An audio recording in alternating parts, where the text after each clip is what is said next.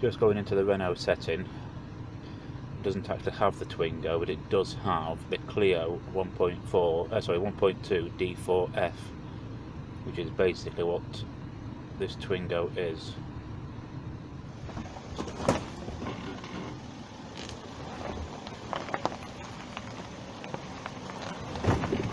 Right, since we changed the resistor for the fan, right off the dashboard to bits, and putting it back together, we've got the airbag and service light showing, so we just need to try and clear those. Right, first of all we'll just move the black box. Oh, there we go. That keeps the OBD port clear. And we'll plug in the reader.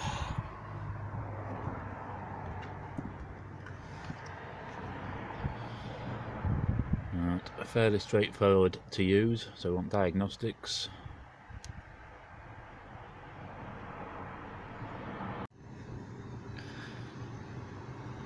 Right, I've got the ignition on.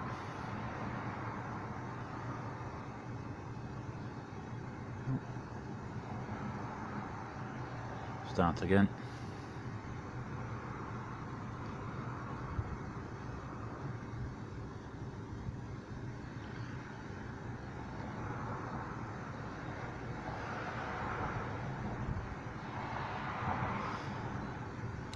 There we are, that's worked.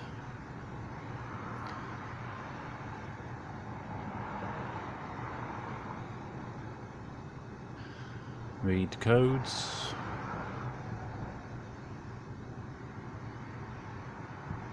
Now this is saying we've got no fault codes.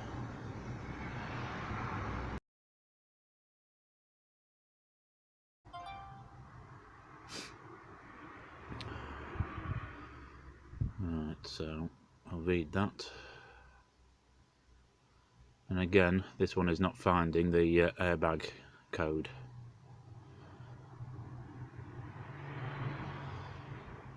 So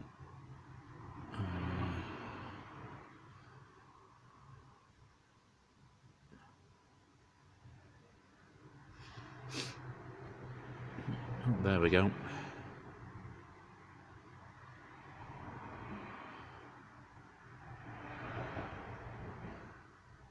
Clutch pedal position, all kinds of things on there. Let's just clear all them.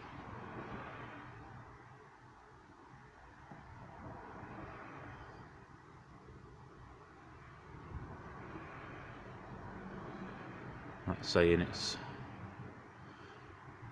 cleared, so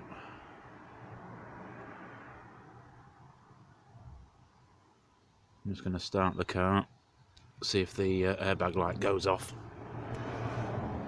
although I'm not hopeful.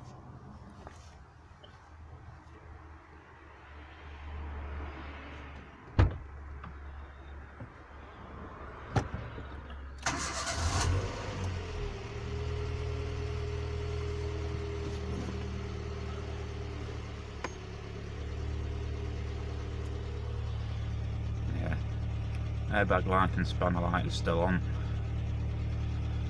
so that's not working. Right, we've had a look at them in action. We found that both of them have limitations as to what they can pick up, but you've got to remember these are sub £20. So ideal for basics, getting rid of the engine management lights, that kind of stuff. This one has been used to get rid of an ABS light on the Jimny. This is actually the dearer of the two. This was 16, maybe £17. The Bluetooth one was a £5, but we'll get onto that in a second.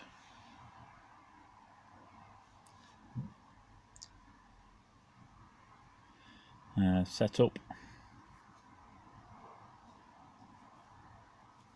There we go.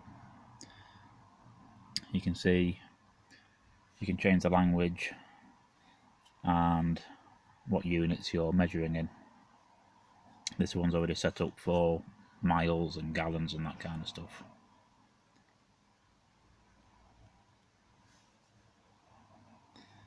If you go into the diagnostics bit, if it'll let me, there we go. Just need to wait for that to boot up. But this will give you real life data. It'll monitor the RPM, temperature of the water, that kind of stuff. On the Jimny it's fine, it's got a temperature gauge, but such as the Renault Twingo, that does not have a temperature gauge, so you never know if that's running too hot, running too cold. So something like this would be ideal, just to get an idea as to what you're doing. Right, got the ignition on.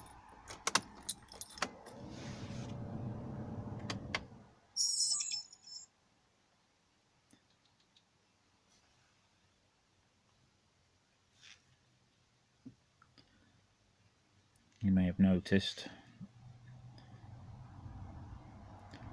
I do have to press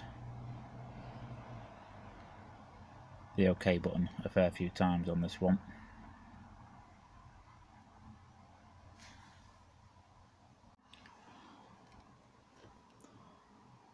Right, as you can see, the codes we've already used.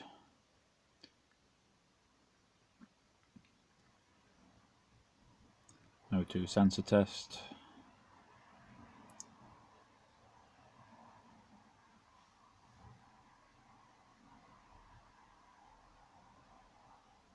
So you can get information from the vehicle. This is quite handy because the VIN number will be stored in the ECU. So if you're coming to look at a car and you can't find the VIN number, or you think it's been removed somehow, you can plug these in to check.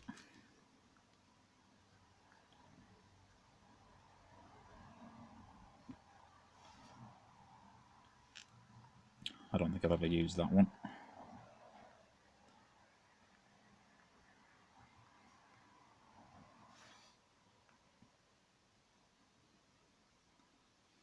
So there we go.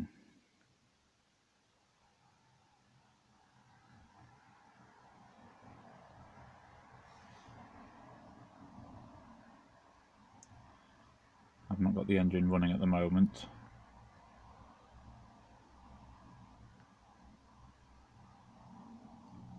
There you can see RPM, that kind of stuff.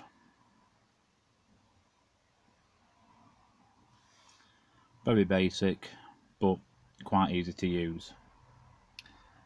However, I'll plug in the Bluetooth one in a moment and we'll show you that. So although it's cheaper, that is my now preferred method. It is a lot easier to use, a lot clearer. So give me a moment, we'll look at that one. Right, we're using an app on an Android phone. This is called Car Scanner. There we go. Let me just turn the ignition on again.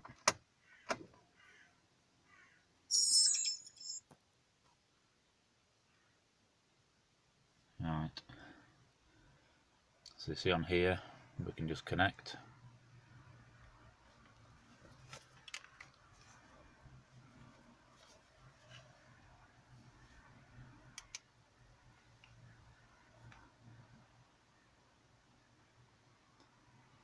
Need to wait a moment for that to sort itself.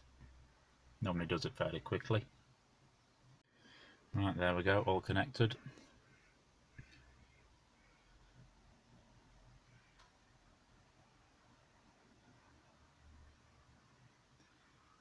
There we go. So you've got the RPM, temperature and speed that you're doing. Like I say, this is a lot nicer to use than the plug-in, you know, the wired one. Just need to press back.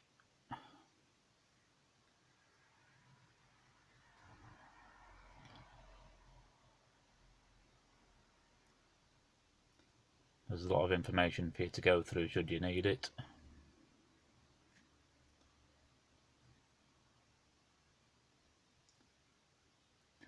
And again, you can store, if you've got 2 or 3 cars, you can store your various cars on here.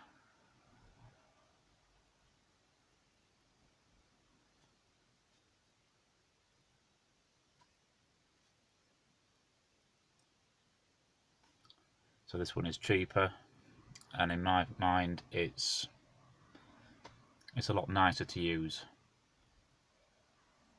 But that's just a quick look at those two for you. Everyone's got their own preference. This one's mine, out of the cheap, well, very cheap scanners. They won't pick up everything that you need. Like I say, I still need to take mine to the garage. Well, the son's car to the garage, probably the airbag light looked at. But there you go. See you on the next one. Cheers.